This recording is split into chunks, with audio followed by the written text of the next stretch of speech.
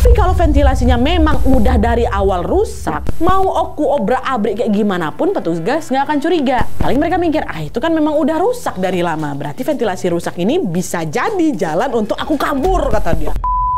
Hai, wassalamualaikum warahmatullahi wabarakatuh. Terima kasih sudah klik video ini. Gimana kabar kalian semua wae? Semoga sehat-sehat ya. Semoga kalian selalu dalam keadaan baik dimanapun kalian berada. Nah, untuk menemani kalian, seperti biasa aku punya satu kisah sejarah yang sangat fenomenal lagi nih, yaitu tentang kaburnya para napi dari sebuah penjara yang paling ketat di Amerika. Penjara ini bernama Alcatraz. Penjaranya para kriminal kelas kakap dan juga gangster-gangster besar, Kalian ingat kisahnya Al Capone kan? Si bos mafia yang tajir melintir gara jualan miras selundupan, dia ini juga dipenjara di Alcatraz, Mafia sebesar itu dibuat keok waktu ada di sana. Tapi meskipun sudah dijaga dengan super ketat, ternyata masih ada aja loh napi yang mencoba kabur. Dan kebanyakan dari mereka ini berakhir gagal semua, karena ketahuan sama petugas. Tapi di tahun 1962 ada komplotan napi yang berhasil menghilang tanpa ninggalin jejak. FBI udah nyari mereka selama belasan tahun, tetap juga nggak ketemu. Ada yang percaya kalau mereka ini mati waktu nyoba kabur, tapi banyak juga yang percaya kalau mereka ini selamat karena katanya ada foto yang menunjukkan kalau mereka ini masih hidup dan lagi nongkrong di bar. Nah, kok bisa? Tonton video ini sampai habis karena ini seru kali, dan karena juga aku penasaran sama pendapat kalian soal kisah ini juga, Jadi sekarang tanpa berlama-lama kita langsung masuk aja ke ceritanya ya. Check it out.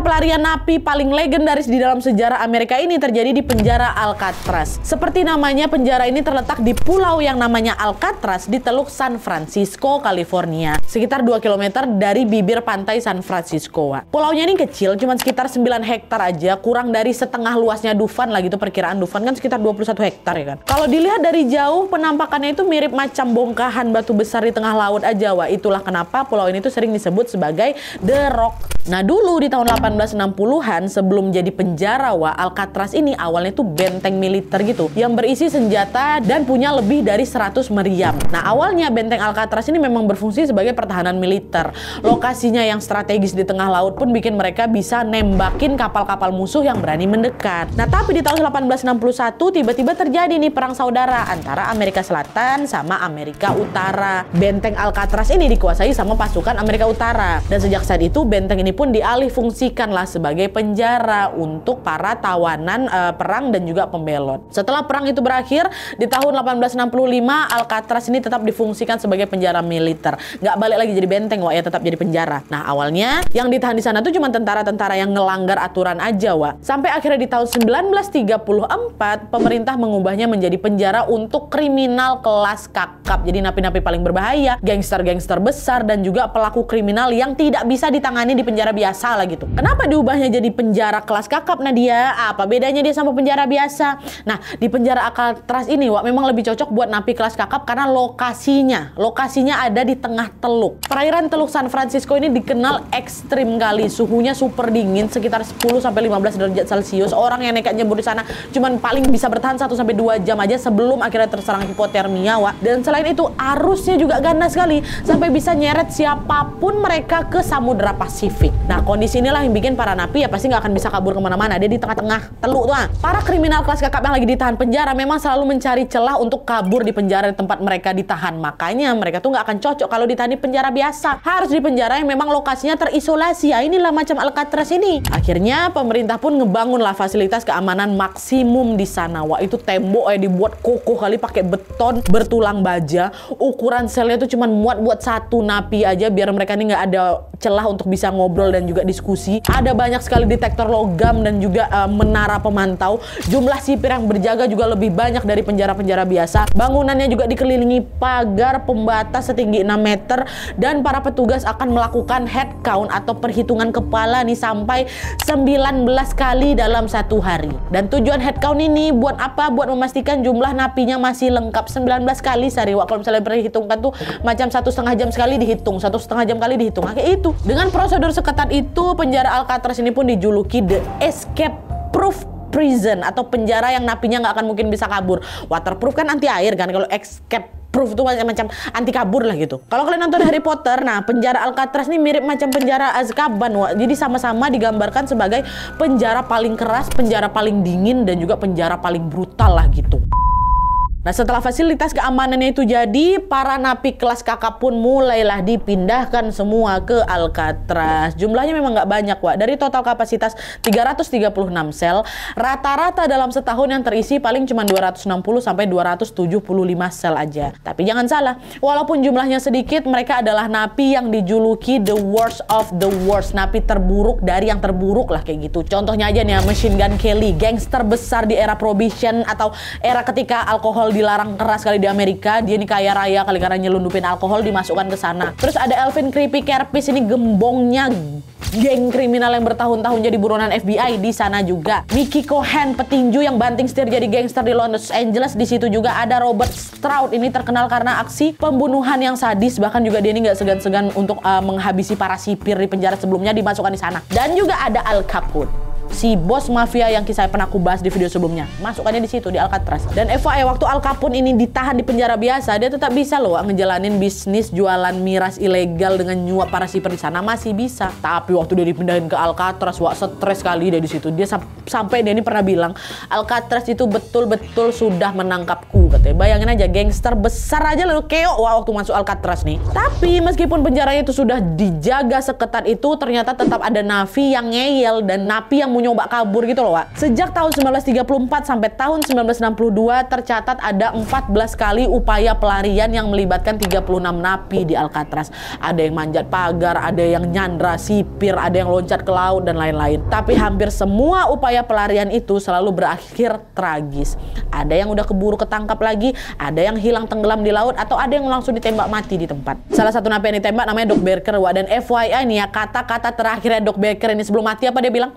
I'm crazy as hell. I should have never tried, katanya. Aku betul-betul udah gila, harusnya aku nggak pernah nyoba buat kabur dari sini, kayak gitu lah. Nah, semua usaha kabur yang berujung gagal ini makin lagi menguatkan image-nya Alcatraz ini sebagai penjara dengan keamanan yang paling ketat di Amerika. Karena ngerasa nggak ada jalan keluar, sebagian besar napi yang udah dimasukkan di sana pun mulai putus asa, kecuali 4 napi yang kisahnya akan aku ceritakan malam ini. Mereka lah yang akan terlibat dalam upaya pelarian paling fenomenal dalam sejarah Alcatraz. Siapa mereka? Kita masuk ke 4 napi.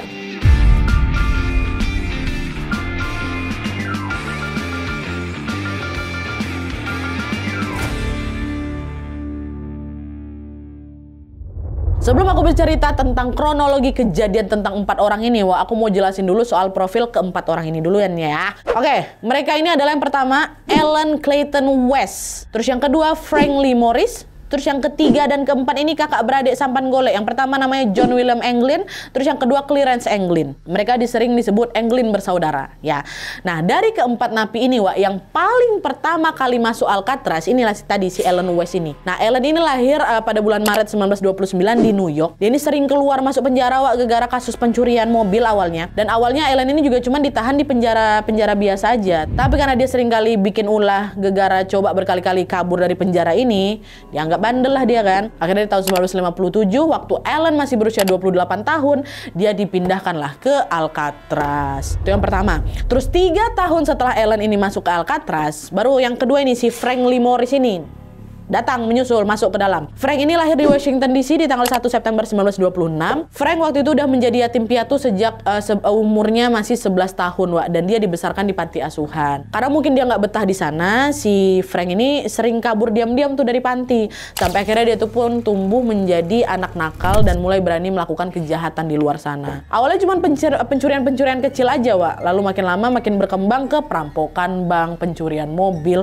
hingga ke penyelundupan narkoba. Masa mudanya pun dihabiskan bolak-balik masuk penjara aja, Wak. Waktu itu dia bahkan tercatat pernah ditahan di 11 lembaga permasyarakatan berbeda-beda, dan dia ini selalu berhasil kabur dari 11 itu. Bayangkan. Nah, di tahun 1955 waktu Frank ini sudah berusia 29 tahun, dia terlibat lagi nih dalam kasus perampokan bank bersenjata sampai akhirnya dijebloskanlah ke penjara Louisiana itu. Penjara Louisiana ini, Wak, sebenarnya juga terkenal punya keamanan ketat. Sampai dijuluki Alcatraz of the South, Alcatraznya Amerika Selatan ini, si penjara tempat siapa ini terakhir masuk. Nah, harusnya Frank ditahan di sana tuh selama 10 tahun, Wak. Tapi di tahun 1958 setelah dia baru mendekam 3 tahun, Frank kabur. Berhasil dia kabur dari Alcatraz, Amerika Selatan itu berhasil. Frank sembunyi dari kejaran polisi selama 1 tahun dan akhirnya baru untuk ngetangkap lagi tuh di tahun 1959. Bayangkan aja, Wak, udah masuk ke Alcatraznya Amerika Selatan aja, Frank ini tetap bisa kabur loh. Tetap seahli itu dia kabur. Apalagi cuma penjara biasa ya kan. Tapi kok bisa ya Frank ini gampang kali ngebobol keamanan penjara itu 11 kali, tambahlah si Luciani 12 kali kan. Jawabannya tidak lain tidak bukan karena Frank ini memang cerdas, Wak, orangnya. IQ dia sampai 133, jauh di atas rata-rata. Rata-rata orang normal IQ berapa? 90 sampai 110 kan. Dia 133. Nah, dengan kecerdasan dan track recordnya yang sering kabur ini, Frank pun sering dianggap berbahaya dan makanya baru dia dipindahkan ke Alcatraz di tanggal 18 Januari 1960. Dah. Nah, selanjutnya Anglin bersaudara. John Anglin dan juga Clarence Anglin ini sama-sama lahir di Georgia. John lahir duluan di tanggal 2 Mei tahun 1930, sedangkan Clarence itu lahir di tanggal 11 Mei 1931, beda setahun aja. Mereka lahir dari keluarga petani sederhana, Wak. Tapi meskipun sering kekurangan, mereka berdua ini kompak dari dulu, dari kecil. Saling sayang dan juga sejak kecil mereka ini jago kali berenang. Mereka waktu itu sering berenang di danau kan. Namun saat remaja, Anglin bersaudara ini sering dibully gara-gara pakaian mereka yang kotor, yang lusuh kayak gitulah. Karena kan mereka juga berasal dari keluarga yang nggak mampu kan. Tapi sering dibully sama kawan-kawannya. Dari situlah mereka pun mulai bolos, mulai nakal, sampai akhirnya terjerumuslah ke dunia kriminal. Aksi kriminal terbesar yang mereka lakukan adalah dengan ngerampok bank di Kolombia di tahun 1958. Mereka ngerampok itu biar punya cukup uang, Wak, untuk mulai hidup baru. Tapi 5 hari kemudian ketangkap mereka di Ohio dan akhirnya mereka pun dijatuhi hukuman 15 tahun penjara tuh dua-duanya. Awalnya mereka ditahan di penjara Atlanta, Wak. Tapi karena di sana mereka ini selalu mencari cara untuk kabur nih, akhirnya mereka baru dipindahkan ke Alcatraz. Pindahnya juga nggak bareng, Wak. John itu dipindahkan duluan di tahun 1960, Clarence adeknya itu baru dipindahkan di tahun 1961. Nah, waktu pindah di Alcatraz pun pihak berwenang udah wanti-wanti, jangan sampai kalian tempatkan Anglin bersaudara ini di sel yang berdekatan ya. Mereka pasti bakal kabur. Akhirnya mereka ditempatkan di sel yang berjauhan, Wak. Tapi setelah beberapa waktu dianggap berkelakuan baik, mereka pun ditempatkan di sel yang sebelahan. Awalnya memang dipisah, habis itu gara-gara baik mereka sebelah-sebelahan. Kan satu sel cuma buat 1 orang nih. Yang kalian tahu, di samping sel adik-beradik ini ada siapa? Disitulah ada si Ellen West dan ada Frank Morris. Jadi mereka waktu itu sama-sama menempati sel blok B, Wak. Urutannya kayak gini. Frank di sel B138, John, si abang tadi itu ada di sel B139, Clarence ada di sel B140 di sebelahnya, terus Ellen yang ada di 141, B141. Nah itu, Frank, John, Clarence, Ellen. Dah, awalnya mereka cuma tetangga sel biasa aja, Wak. Tapi siapa sangka justru dari sinilah mereka mulai menyusun rencana pelarian. Nah, gimana detail rencananya? Masuk.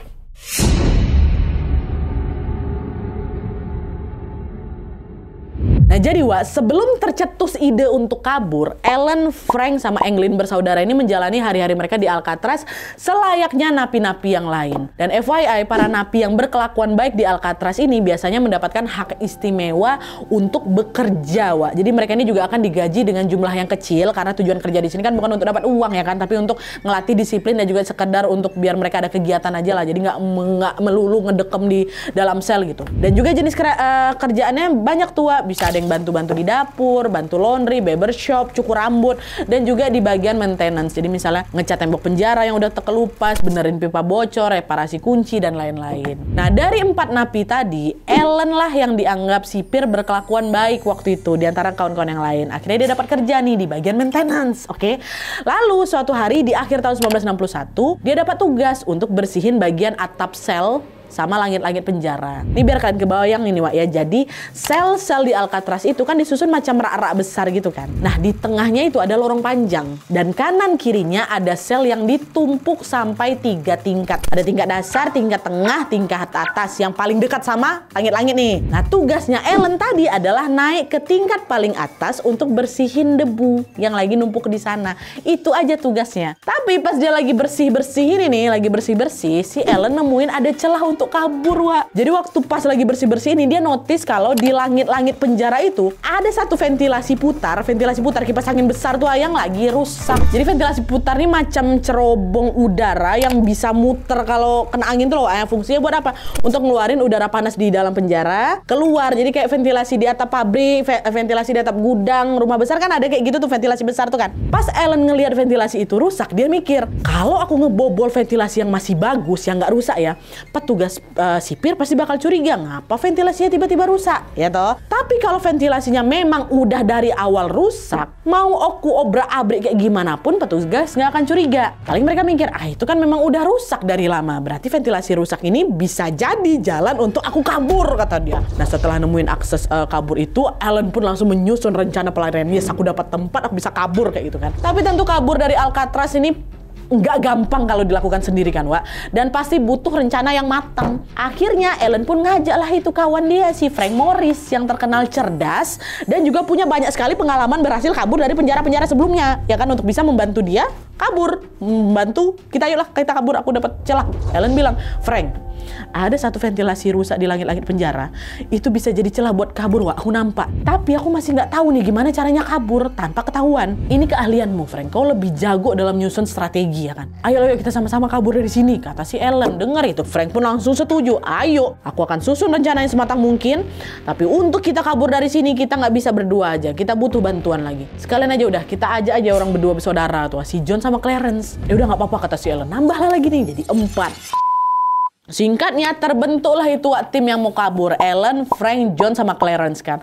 Mereka mulailah menyusun rencana kabur sejak tahun 1961. Ini juga susunan kaburnya nggak cuma seminggu paling lama atau sebelumnya, nggak, Wak. Lama, berbulan-bulan. Nah, di titik itu mereka udah tahu nih kalau mereka akan kabur lewat ventilasi di langit-langit penjara. Tapi yang masih jadi PR-nya adalah gimana caranya mereka bisa naik ke langit-langit itu tanpa ketahuan. Mereka jelas nggak mungkin kabur lewat pintu sel kan, Wak. Lorong sel itu lagi dijaga ketat sama petugas bersenjata. Hitung kepala aja 1,5 jam sekali kok. Kalau ada napi yang nyelinap keluar, pasti langsung ditembak itu.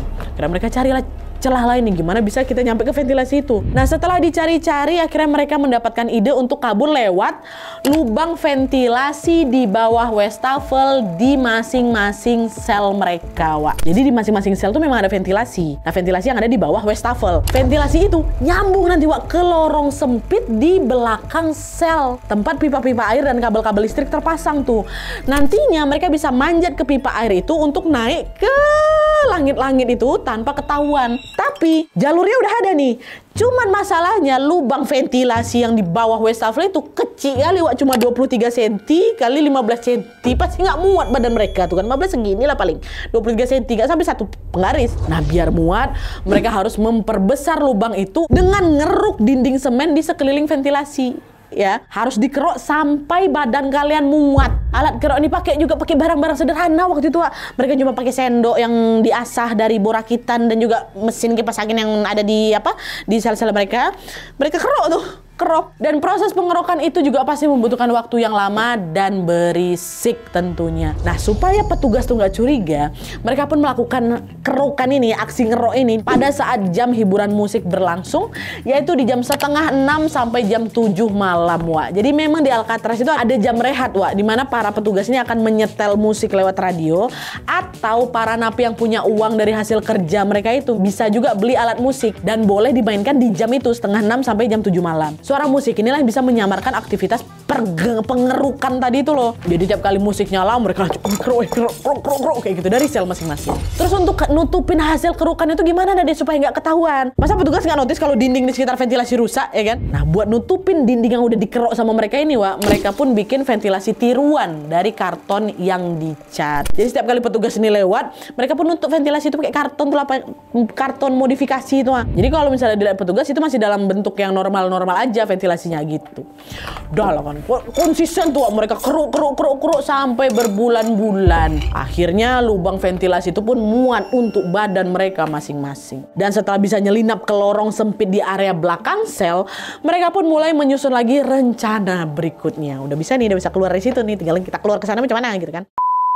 Bagian tersulit buat kabur dari Alcatraz ini adalah ngelewatin Teluk San Francisco yang terkenal tadi itulah dingin dan juga arusnya kencang kali. Kalau kalian ingat, Wak John sama Clearance ini kan memang udah jago kali renang kan. Dari kecil kan mereka suka berenang di danau ya kan. Nah, skill ini jadi modal besar mereka untuk kabur. Udah punya kan? Aman, kami bisa berenang. Tapi lain halnya dengan Frank dan Ellen, Wak. Mereka memang bisa berenang, tapi untuk nyebrangin teluk yang dingin dan juga harus berenang sejauh 2 km untuk bisa nyampe ke daratan terdekat, itu adalah tantangan yang tidak gampang. Frank bilang kayak gini, weh, terlalu beresiko, Wak, kalau misalnya kita mau nekat berenang. Apalagi selama di sini kan kita tuh dikasih mandi air panas terus, air hangat maksudnya. Air hangat tuh bukan kemewahan ya di sini. Justru itulah cara petugas biar badan kita ini nggak terbiasa kena air dingin. Sekalinya kita nyebur ke teluk, mau kok sejago apapun, kok pasti langsung hipotermia. Nggak ada cara lain, Wak, di sini nggak ada. Kita tetap butuh kapal, kata si Frank. Yang lain nyaut ya kan, mau cari kapal di mana, weh? Kapal-kapal memang sering datang ke sini buat nganterin logistik, tapi aku nggak yakin kita bisa nyelinap ke sana. Terlalu banyak orang, kita pasti ketahuan. Iya juga ya. Gimana nih? Nah, di tengah kebuntuan itu, Frank tiba-tiba dapat ide. Wak, kita rakit kapal tiup aja. Cuaca di sini kan sering hujan kan? Penjara punya banyak kali persediaan jas hujan, yakin aku. Yang aku tahu, petugas pun nggak pernah ngitung berapa jumlah jas hujan, Wak. Jadi kalau misalnya kita curi sedikit demi sedikit, mereka nggak bakal notice. Jas hujan itu juga kan bahannya dari karet. Kita bisa tuh susun ngebentuk kapal, biar bisa jadi kapal dan juga pelampung. Nanti buat dayungnya gampang lah itu, kita buatnya dari pakai alat-alat kayu apa kayak gitu. Bisa. Oh iya, mantap, ide bagus. Tapi buat rakit kapal kita butuh tempat yang luas loh. Bahan yang dibutuhkan juga pasti banyak. Kita nggak bisa ngerjain semua di sel. Ketahuan nanti. Gimana enaknya? Gini, Wak, di lorong belakang sel aja, petugas kan jarang patroli ke sana. Kita jadikan lorong itu sebagai bengkel kerja kita. Jadi semua peralatan sama bahan-bahan kita simpannya di situ. Oh iya juga, Wak. Oke, siap, setuju. Kami setuju semuanya. Dah tuh, mereka mau bikin kapal dari jas hujan ke lorong belakang, lorong tempat mereka keluar dari ventilasi itu. Nah, untuk ngumpulin jas hujan dalam jumlah banyak, Wak, mereka nggak bisa sendirian. Mereka di sini dibantu sama napi-napi yang lain. Dan uniknya, Wak, di sini para napi lain tuh tahu loh soal rencana mereka ini. Mereka tahu soal rencana kabur si mereka berempat, tapi sepakat semua buat tutup mulut. Bahkan kalau ada napi yang sebenarnya benci sama Ellen dan kawan-kawan, Wak, mereka tetap nggak ngebocorin rencana itu ke petugas-petugas, tetap walaupun musuh-musuhnya tahu juga nggak dibocorin. Kenapa? Karena solidaritas antar napi di sana kuat kali, Wak, dan mereka ini juga udah muak sama kehidupan di penjara sebenarnya. Yang ada mereka justru senang kalau ada yang berhasil ngebobol Alcatraz dan ngebodohin para sipir-sipir Alcatraz. Tapi kenapa yang lain nggak ikut jadi member mereka berempat ini aja, Nadia? Jawabannya sederhana, karena mereka tahu resikonya terlalu besar. Jalur kabur itu sempit, butuh keberanian luar biasa juga, dan peluang hidup setelah lolos juga kecil. Napi lain ini mungkin salut, Wak, sama rencana Ellen dan kawan-kawan, tapi mereka sadar betul kalau ikutan bisa berarti mati kedinginan di Laut San Francisco, atau bisa jadi juga langsung ketembak di tempat. Jadi lebih aman buat mereka, udah kami di sel aja, sambil menikmati kepuasan kalau ada yang berhasil mempermalukan Alcatraz dengan kabur dari sana gitu. Dah lah, kan akhirnya setelah terkumpul lebih dari 50 jas hujan, mereka pun mulai merakitnya di bengkel, di lorong sempit belakang sel tadi tuh loh, Wak. Jas hujan tadi disambung-sambung sama mereka, terus dijahit ya kan, terus biar makin kuat, mereka juga melelehkan sambungan itu pakai panas dari pipa uap. Jadi situ memang ada pipa uap untuk aliran air panas buat kebutuhan penjara, Wak. Mereka manfaatin pipa itu menjadi setrika darurat gitu loh. Jadi caranya sambungan jas hujan yang udah dijahit tadi ditempelin tuh ke bagian pipa sampai karetnya meleleh. Terus nanti karetnya ditekan-tekan gitu biar lengket dan juga rapat satu sama lain. Kebayang ya? Nah, setelah badan kapalnya jadi, tidak lupa juga mereka bikin pelampung, bikin dayung dan juga pompa sederhana untuk bisa niup kapalnya nanti, Wak. Mereka ngerjain semua itu dalam waktu 2 bulan full, pas di jam hiburan musik lagi berlangsung. Lagi-lagi di sini para napi yang lain kompak juga, Wak. Mereka bahkan punya melodi rahasia untuk ngasih tahu Ellen dan kawan-kawan kalau kondisinya lagi nggak aman. Misalnya lagi ada patroli dadakan atau petugas tiba-tiba lagi nyamperin sel mereka dan lain-lain, tuh mereka akan ngasih kode gitu ke anak berempat ini. Kalau ada napi yang nyebut melodi itu, tandanya Ellen sama balik, kayak gitulah. Masuk nanti mereka ke sel mereka masing-masing lagi. Dan cara ini berhasil, Wak. Nah, untuk kabur dari sel sampai nemuin tempat aman di luar pulau Alcatraz ini, Wak, Ellen dan kawan-kawan ini butuh waktu yang tidak sebentar. Apalagi mereka harus nyebrangin teluk ya kan. Akhirnya untuk mengelabui petugas agar tidak cepat sadar mereka kabur, Frank pun merancang penyamaran seolah-olah mereka masih tidur di sel. Dia membuat patung kepala palsu, yang terlihat realistis, Wak. Bahan-bahannya dikumpulkan juga dari apa yang ada aja, macam dari tisu toilet, dari kain spray, dari bongkahan semen hasil keruan dinding bawah tadi itu. Lalu dicampurlah itu pakai sabun, dicampur pakai pasta gigi sampai nyerupain kepala manusia. Dan supaya bisa lebih kelihatan nyata lagi, mereka pun menempelkan rambut-rambut asli pada patung itu. Rambut itu mereka dapat dari mana? Dari barbershop. Barbershop penjara kan ada di situ. Waktu itu juga kebetulan John sama Clarence kerja di sana, dapat kerja di situ. Ambil rambut-rambut palsu, dikasih ke tempat mereka masing-masing, ditempel-tempel sama mereka bikin kepala patung tuh. Dah, singkatnya masing-masing dari mereka pun selesailah bikin patung kepala. Jadi di sini ventilasi udah aman, kapal rakitan dah jadi, patung mereka udah ditaruh di atas kasur masing-masing. Akhirnya di situ pun mereka siap menjalankan aksi kabur mereka, Wak. Napi-napi yang lain sempat ngasih nasihat tuh waktu itu. Kalau kalian sudah keluar dari Alcatraz, jangan pernah nengok ke belakang. Karena nggak ada jalan kembali. Kalian harus lanjut terus. Dan setelah ini, keluarga kalian pasti akan dipantau sama polisi. Jadi kalian nggak boleh juga pulang ke rumah. Kalian nggak boleh ngehubungin siapapun. Dan kalian harus sembunyi di bawah radar. Sekali kalian memutuskan untuk menghilang, kalian harus menghilang selamanya, kata napi-napi yang lain. Wah, Ellen, Frank, John, Clarence pun sadar betul sama konsekuensi itu. Mereka nggak keberatan sama sekali karena mereka tuh lebih baik sembunyi daripada harus mendekam di Alcatraz. Akhirnya dengan tekad bulat mereka pun kabur dari sana. Nah, ini kita masuk ke malam pelarian, Wak, ya.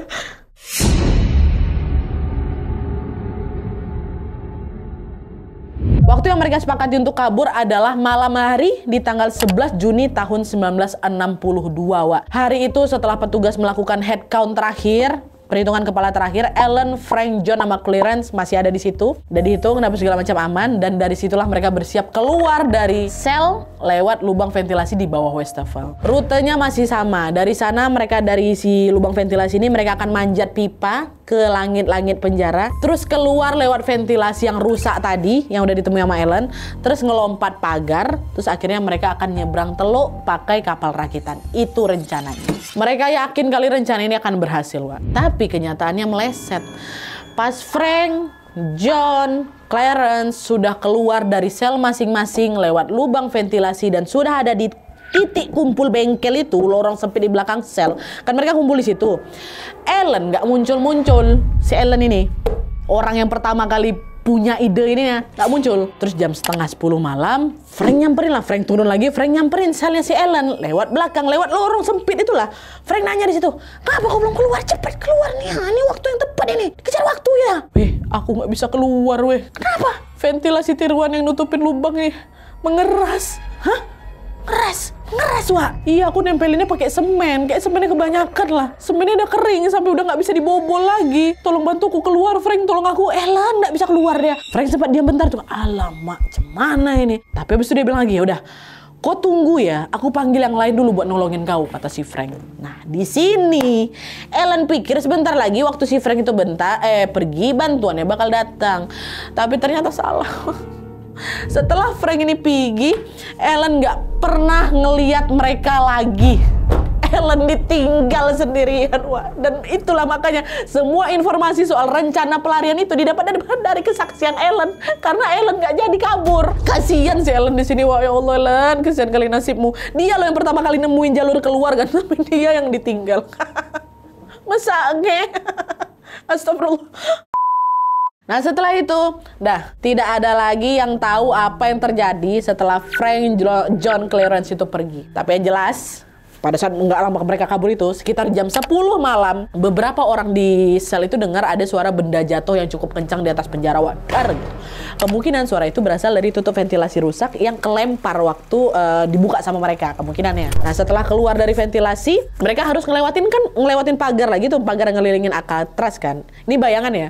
Nah, jarak dari atas sampai ke pagar itu ternyata juga lumayan jauh, Wak. Mereka tuh jadi kayak macam nggak bisa lompat gitu. Mau tidak mau, mereka harus turun dulu ke tanah, baru nanti manjat pagarnya. Perkiraannya mereka berhasil ngelewatin semuanya karena terlihat dari jejak kaki mereka di sepanjang rute itu, Wak. Berarti kalau udah mau sampai atas pagar, artinya mereka tinggal nyebrangin teluk pakai kapal rakitan itu kan.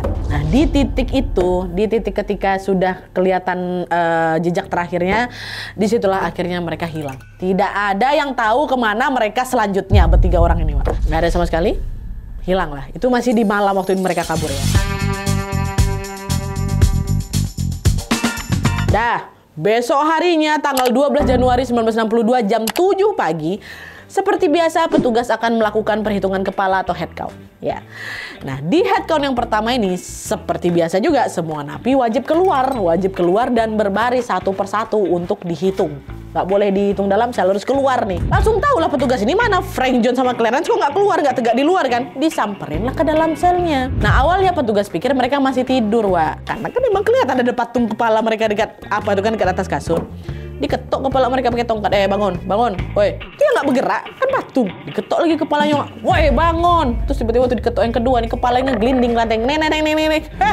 Patung ini, wih mereka kabur, wih ada napi kabur, kata petugas yang tahu. Wah, dengar seruan itu petugas pun langsung membunyikan sirene bahaya, ngunci semua pintu dan melakukan pencarian besar-besaran, wah. Nah, di sini ada yang epic ya di sini. Pas napi-napi lain ngelihat petugas semua pada panik ini kan, ada yang kabur. Mereka semua napi-napi nih, wah, malah bersorak-sorak gembira karena itu tandanya apa?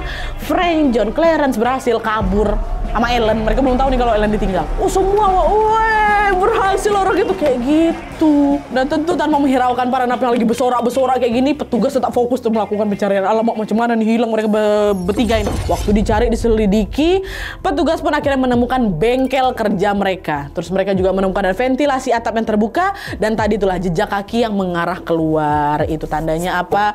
Frank dan kawan-kawan sudah tidak ada lagi di area penjara, wah. Mereka sudah pergi jauh, mereka sudah kabur. Ditambah lagi waktu petugas melakukan razia besar-besaran di sel-sel para napi, termasuk sel Ellen West. Dari situlah ketahuan juga kalau Ellen bagian dari komplotan itu. Akhirnya FBI, Biro Keamanan Penjara, polisi lokal dan juga penjaga pantai pun ikut dikerahkan di sana. Petugas juga menginterogasi Ellen nih, satu-satunya yang gagal kabur di malam itu kan, untuk tahu kemana rute kabur mereka. Ellen bilang, "Bapak, jadi gini rencananya tuh kami nggak langsung ke San Francisco memang, Pak. Harusnya terlalu ganas di sana. Jadi kami rencananya mau transit dulu ke Pulau Angel di sebelah utara Alcatraz. Karena kebetulan arus laut juga ngarah ke sana. Kalau aman nanti barulah kami mau lanjut nyebrang ke daratan Marin County di bagian utaranya San Francisco. Di sana lebih sepi, Pak. Jadi kami bisa nyuri baju dan kami bisa nyuri mobil untuk kabur lebih jauh lagi." Itulah. Jadi di sini banyak yang percaya Ellen ini mau buka mulut karena dia kecewa, pasti kan merajuk dia ditinggal sama kawan-kawannya. Sekaligus juga mungkin dia berharap dapat keringanan hukuman dengan bersikap kooperatif tadi. Kan dibongkar semua si Ellen. Nah, dengar kesaksian itu, petugas pun langsung mengerahkan tim pencarian ke beberapa tempat yang tadi disebutkan sama si Ellen, wah. Beberapa sumber bilang kalau ini adalah salah satu perburuan terbesar juga dalam sejarah, wah. Iyalah, napi Alcatraz kabur, apa nggak deg-degan juga semua masyarakat di situ ya kan. Tapi setelah dicari kemana-mana apa segala macam, ngikutin apa tadi petunjukan si Ellen, memperluas lagi jangkauan carian, tetap aja Frank, John, dan Clarence tidak pernah terlihat lagi. Di hari itu di tanggal 12 Juni 1962, petugas cuma menemukan potongan kayu yang menyerupai dayung di perairan dekat Pulau Angel. Terus 2 hari kemudian di tanggal 14-nya mereka juga menemukan ada tas-tas yang terbuat dari jas hujan yang lagi mengapung di perairan antara Pulau Alcatraz dengan Pulau Angel. Terus tas-tas itu terkonfirmasi milik Anglin bersaudara, Wak, karena di dalamnya ada foto-foto keluarganya Anglin dan juga kertas bertuliskan nomor telepon yang bisa dihubungi. Terus besoknya di tanggal 15 Juni, pelampung rakitan dari jas hujan yang mereka buat itu, Wak, ditemukan mengapung di perairan. Semua penemuan itu menunjukkan kalau sepertinya Frank, John, dan Clarence ini tenggelam. Ditambah lagi petugas ini juga nggak nerima satupun laporan dari warga sekitar soal kehilangan baju, kehilangan kendaraan, uang-uang atau makanan, nggak ada. Karena kalau misalnya mereka berhasil sampai daratan kan mereka pasti nyuri banyak hal itu kan, supaya untuk menyamarkan wujud mereka. Ditambah lagi mereka juga nggak punya uang. Tapi di sini nggak ada satupun laporan pencurian, Wak. Tidak ada satupun laporan kehilangan. Jadi mereka yakin kalau mereka bertiga ini kemungkinan mati di laut. FBI dan petugas pun berusaha mencari jasad mereka kalau memang betulan mereka mati. Tapi setelah lebih dari 17 tahun investigasi, 17 tahun, mereka semua tidak menemukan apa-apa. Akhirnya karena dianggap buntu, di tanggal 17 Desember 1979, FBI pun menutup kasus ini dengan kesimpulan bahwa Frank, John, Clarence kemungkinan besar sudah tewas tenggelam di teluk dekat Alcatraz. Nah, itu kesimpulannya. Nah, meski FBI sudah menutup kasus ini, US Marshal Service atau lembaga penegak hukum federal yang ada di Amerika masih bersikeras melakukan pencarian ini.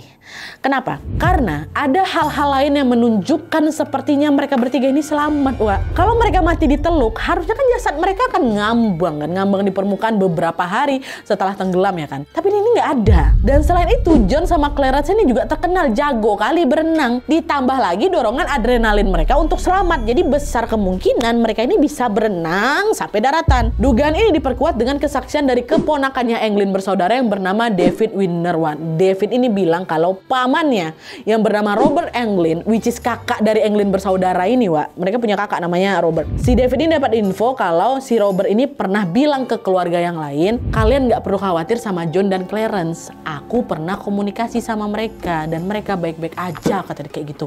Nah, kesaksian Robert inilah yang menjadi petunjuk untuk investigasi berikutnya, Wak. Tapi sayangnya petugas nggak bisa cari tahu lebih lanjut karena Robert meninggal dunia tidak lama setelah dia menyampaikan kesaksian tadi. Dan nggak cuma itu aja, Wak. Ibunya Anglin bersaudara ini juga beberapa kali dapat kiriman bunga dan juga kartu ucapan dengan tanda tangan yang mirip sama tanda tangan Anglin bersaudara. Dan selain itu, setiap kali ada keluarga yang meninggal nih, Wak ya, beberapa kali mereka tuh macam lihat ada dua perempuan misterius yang datang ke pemakaman mereka pakai baju panjang terus make upnya tebal kali. Apa mungkin ini John sama Clarence yang lagi nyamar jadi perempuan? Terus pernah di tahun 1990-an teman masa kecilnya Anglin bersaudara yang bernama Fred Brizzi, dia lagi jalan-jalan, Wak, ke Brazil. Nah, pas dia mampir di sebuah bar, dia nggak sengaja lihat ada dua orang laki-laki mirip kali sama John dan Clarence. Bahkan Fred ini sempat foto mereka, Wak. Dan foto itu dikasihlah ke pihak keluarga. Nah, akhirnya di situ pihak keluarga percaya kalau Anglin bersaudara masih hidup. Iya, itu mereka, kata si keluarga ini. Terus ada di tahun 2013 atau 51 tahun sejak pelarian ini, kepolisian San Francisco tiba-tiba dapat surat misterius. Isinya, nama saya John Anglin, saya kabur dari Alcatraz tahun 1962 sama saudara saya Clarence dan juga Frank. Malam itu kami berhasil kabur walaupun hampir gagal. Frank sudah meninggal dunia tahun 2008 dan Clarence adik saya sudah meninggal di tahun 2011. Sementara saya masih hidup di usia 83 tahun dan saya mengidap kanker. Saya mau kasih penawaran di sini. Kalian boleh menayangkan berita soal penemuan saya di TV dan menjatuhkan saya hukuman penjara selama 1 tahun. Tapi sebagai gantinya, tolong kasih saya perawatan untuk ngobatin kanker saya.